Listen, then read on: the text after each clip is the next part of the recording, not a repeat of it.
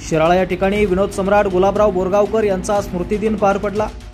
विधान परिषदेचे आमदार सदाभाऊ खोत यांच्या एसके इंटरनॅशनल सैनिक स्कूल या ठिकाणी हा स्मृतिदिनाचा कार्यक्रम पार पडला। या स्मृतिदिनानिमित्त पुरस्कार वितरण सोहळा देखील आयोजित करण्यात आला होता।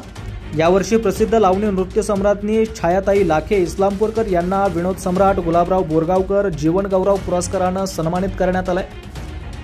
तमाशा क्षेत्रामध्ये गुलाबराव बोरगावकर यांचं योगदान फार मोठं आहे।